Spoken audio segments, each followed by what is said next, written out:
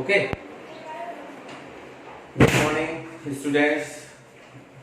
तो बच्चों, today's topic is single electrode potential and it's measurement, यानी एकल इलेक्ट्रोड विभव एवं उसका मापन। बच्चों, कल अपन ने पढ़ा था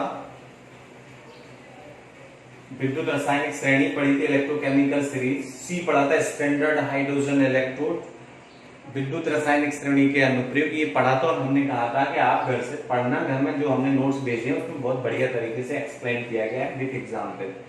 ठीक है, उसी से रिलेटेड टॉपिक है बच्चों। अभी अपन ने सेल विभव, सेल की बात जब करते हैं तो सेल विभव बोलते हैं, क्योंकि सेल में दो इलेक्ट्रोड होते हैं। लेकिन जब हम केवल एक इलेक्ट्रोड की बात करते हैं तो वो एकल इलेक्ट्रोड विभव कहलाता है। जैसे एनोड की बात करें तो एनोड में एक ही इलेक्ट्रोड होता है तो वो एनोड का इलेक्ट्रोड विभव होगा।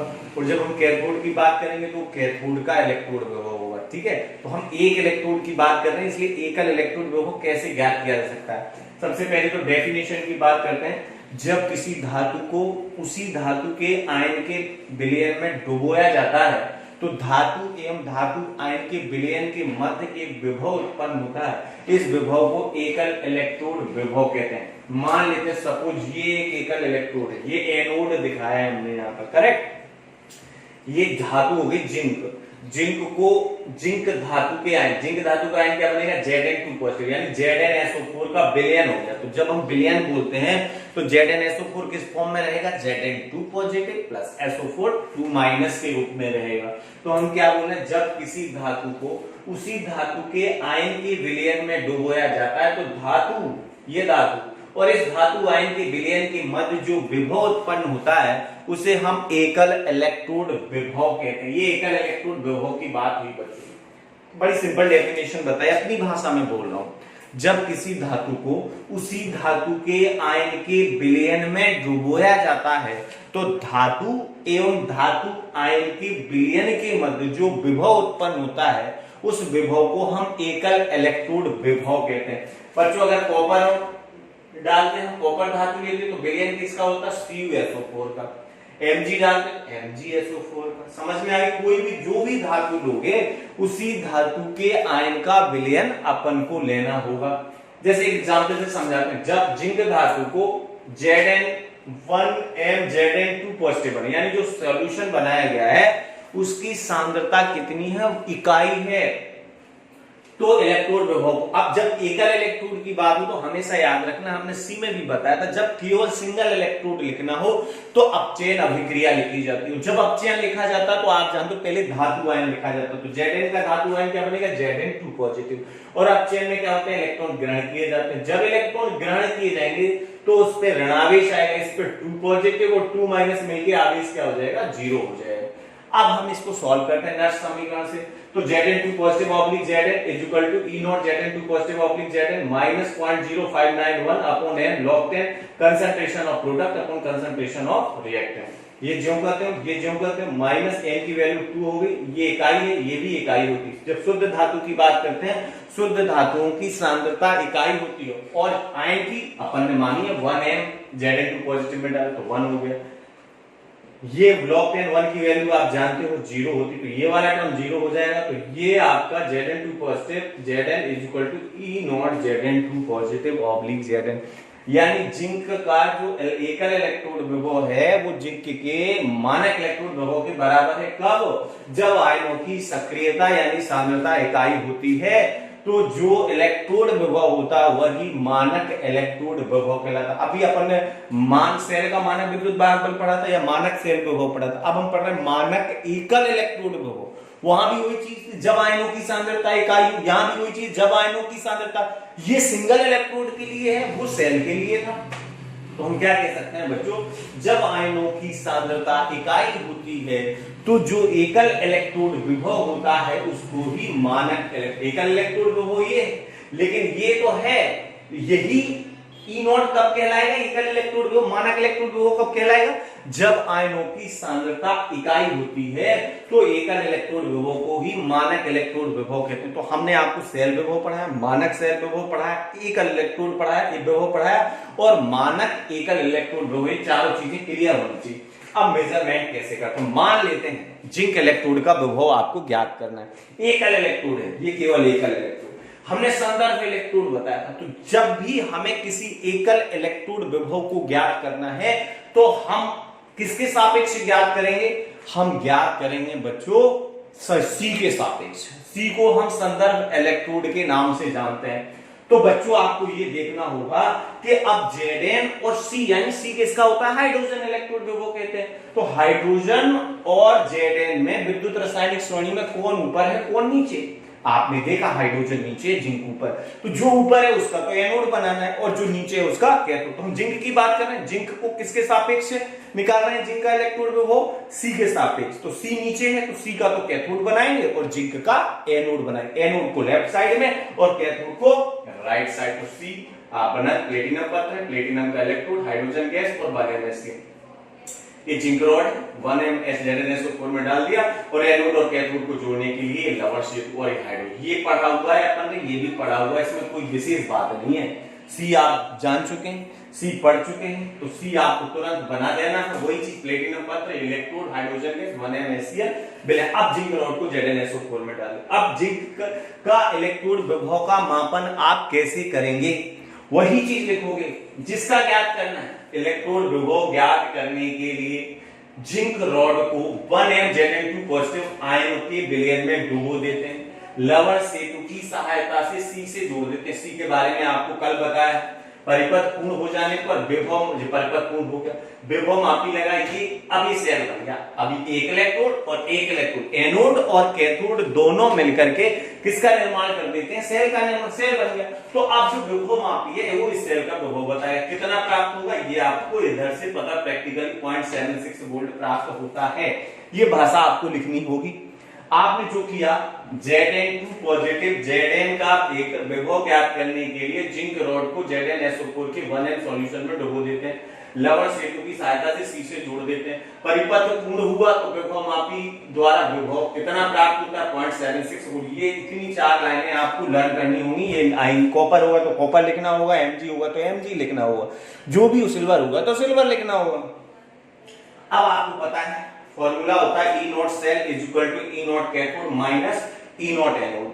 E0 cell is equal to cathode किसका बना है बच्चों, C का बना है, minus anode Zn2 positive oblique Z है। सेल का मानक विद्युत वाहक बल कितना प्राप्त हुआ 0.76। ये एक्सपेरिमेंटली आपको विभव मापी से पता हो, is equal to 0 minus E0 Zn2 positive, ये आ गया माइनस पॉइंट। जिंक का मानक अपचयन विभव टेबल में देखो 0.76 वोल्ट है। अब ये चीज जो आपका एकल इलेक्ट्रोड विभव होता है वही सेल का विद्युत वाहक बल भी होता है, ये ध्यान, क्योंकि सी तो 0 हो लेकिन किसी का माइनस होगा। सेल विभव हमेशा पॉजिटिव लिखना है, चाहे माइनस हो चाहे पॉजिटिव हो। जो विभव एकल इलेक्ट्रोड विभव, जो मानक अपचयन विभव के मान विद्युत रासायनिक श्रेणी में लिखे, तो आप कहोगे सर ये वाला मान, ई सेल का मान हमें कैसे पता चलेगा। तो जो एकल इलेक्ट्रोड विभव 4 है, 4 धातु हैं, चारों के मान हमने लिखवाए, तो माइनस में है फिर भी आपको प्लस में लिखना है, क्योंकि सेल विभव का मान कभी भी माइनस नहीं होता, क्योंकि विद्युत रासायनिक श्रेणी कहती है कि जो सेल, वही सेल रिएक्शन संभव हो सकती है जिनके ई सेल का मान पॉजिटिव हो, नेगेटिव नहीं लिखना है। आई बात समझ। एकल इलेक्ट्रोड विभव तो माइनस हो सकता है लेकिन सेल विभव कभी माइनस नहीं। तो जो एकल इलेक्ट्रोड विभव है सेल विभव वही होता है, लेकिन अगर माइनस में है तो प्लस में होगा, बस इतना आसान था। अब इसकी सहायता से आप एनोडिक रिएक्शन लिख सकते हैं। जिंक एनोड बना है तो जिंक इलेक्ट्रॉन त्यागेगा Zn2 पॉजिटिव, कैथोड में धातु ion H positive plus 2 electron H2, दोनों को जोड़ दो तो अपन को क्या प्राप्त हो जाएगा बच्चों, नेट सेल रिएक्शन प्राप्त हो जाएगी। इतनी बात समझ में आई बच्चों? फिर से रिपीट करता हूं, बहुत महत्वपूर्ण ये चीजें सब आपके दिमाग में होनी चाहिए। पर ऐसा पढ़िए आप कि आप कॉपी तो ठीक है आपको लर्न करने के लिए है, जब आप भूल जाए तो उसको देख लो, लेकिन नॉलेज ऐसी होनी चाहिए कि वो आपके दिमाग में रहे हमेशा। एकल इलेक्ट्रोड विभव जब आया तो आपके तुरंत दिमाग में आएगी सिंगल इलेक्ट्रोड की बात, या तो एनोड की बात करेगा या कैथोड की बात करेगा। तो आपको कैसे बनाते हैं, धातु होती है और धातु को धातु आयन के विलयन में डुबोते हैं। तो जब हम किसी धातु को उसी धातु के आयन के विलयन में डुबोते हैं तो धातु और धातु, देखो ये धातु, ये रॉड और ये विलयन हो गया आयन का, इस दोनों के बीच की पारस्परिक क्रिया से एक विभव उत्पन्न होता है। इस विभव को हम क्या कहते हैं बच्चों, एकल इलेक्ट्रोड विभव कहते हैं। एक एग्जाम्पल से समझाया हमने जिंक का। जब भी सिंगल इलेक्ट्रॉन लिखो ऑलवेज रिडक्शन रिएक्शन लिखनी होती है, और रिडक्शन यानी अपचयन में इलेक्ट्रॉन ग्रहण किए जाते हैं। नट समीकरण से आपने देखा कि जो एकल इलेक्ट्रोड विभव होता वही मानक इलेक्ट्रोड विभव, लेकिन कंडीशन है यहाँ पे एकल इलेक्ट्रोड विभव मानक एकल इलेक्ट्रोड विभव कब कहलाएगा, जब आयनों की सांद्रता इकाई हो। तो लिखना है जब आयनों की सांद्रता इकाई होती है तो इलेक्ट्रोड विभव को ही मानक इलेक्ट्रोड विभव कहते हैं। इलेक्ट्रोड विभव का मेजरमेंट बड़ा सिंपल है, सब किसका निकालना है, जिंक का। तुरंत दिमाग में ये सोचना है कि जो हमारी विद्युत रासायनिक श्रेणी जो हमने कल आपको लर्न करने के लिए दी थी, विद्युत रासायनिक श्रेणी में जिंक और हाइड्रोजन में ऊपर कौन, आप तुरंत याद है आपको, ले कौन बनेगा करोड़पति, नाना मांगे आलू, जैन का जैन जिंक आ गया साहब, तो ये हाइड्रोजन नीचे है, तो जो जिंक है वो ऊपर है, दैट इज उसका एनोड बनाना है। और तो सी का क्या बनेगा, कैथोड। यानी एकल इलेक्ट्रोड विभव हमेशा ज्ञात किया जाता है किसके सापेक्ष, सी के सापेक्ष। तो आपको जिंक को तो एनोड हमेशा आपने सेल आरेख में पढ़ा था, कहां लिखना होता है बच्चों, लेफ्ट साइड में, और कैथोड कहां आएगा, राइट साइड में। तो सी का तो बनाओ कैथोड। सी में एक प्लेटिनम पदार्थ होता है, प्लेटिनम का इलेक्ट्रोड होता है, 1 में डुबो होते हैं और 1 एटमॉस्फेयर पर हाइड्रोजन गैस प्रवाहित करते हैं। प्रवाहित कर दिया, दोनों को लवण सेतु से अपन जोड़ देते हैं, और इसमें जिंक जिसका निकालना है उसको 1MZnSO4 में डुबो दिया। इलेक्ट्रोड विभव वही लिखा, Zn2 positive oblique Zn electrode विभव ज्ञात करने के लिए जिंक रॉड को 1M Zn2 पॉजिटिव आयन वाले विलयन में डुबो देते हैं। इसे लवण सेतु की सहायता से सी से जोड़ देते हैं। परिपथ पूर्ण होने पर विभव मापी द्वारा ई सेल का मान 0.76 वोल्ट, ये आपको पता, जिंक का माइनस होता है, लेकिन सेल विभव एकल इलेक्ट्रोड विभव माइनस में हो सकता है, लेकिन सेल विभव कभी भी माइनस में नहीं होता, इसको प्लस में ही लिखना होता है। हमने फॉर्मूला पढ़ा, E not cell is equal to E not cathode minus E not anode. E not cell is equal to cathode किसका बना हुआ है, C का, माइनस ये आ गया, ये आपने वैल्यू पुट कर दी, सेल विभव आपको पता होगा, ये निकाले एकल इलेक्ट्रोड। यहां से एनोडिक रिएक्शन आ जाएगी। एनोडिक रिएक्शन में देखो जिंक धातु इलेक्ट्रॉन तैयार करती है, Zn2 पॉजिटिव। कैथोडिक रिएक्शन में आप देखो कैथोड किसका बना, हाइड्रोजन का, पहले आयन लिखा जाता है। 2 इलेक्ट्रॉन तैयार किए तो 2 इलेक्ट्रॉन ऋण होंगे, तो 2 का गुणा कर दिया, 2H positive plus 2 electron is equal to H2, दोनों को जोड़ दो तो नेट सेल रिएक्शन प्राप्त हो जाएगी। इतना समझ में आया होगा बच्चों आपको। अब बच्चों आपको क्या करना है, दूसरा एग्जांपल है, अब निकालना है आपको Cu2 plus oblique Cu electrode विभव का मापन करना है।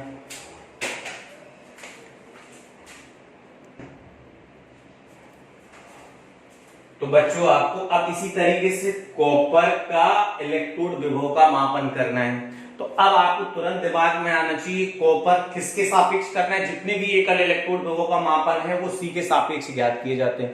तो तुरंत आपके दिमाग में आया कि भाई कॉपर और सी में ऊपर कौन है, तो आपने तुरंत हाइड्रोजन ऊपर है और कॉपर नीचे, तो फिर सी का एनोड बनाया, यानी सी कहां आ जाएगा, इधर आ जाएगा, और जिंक की जगह कॉपर, और यहाँ को ये इधर आ जाएगा। आई बात समझ में कि नहीं आई बच्चों?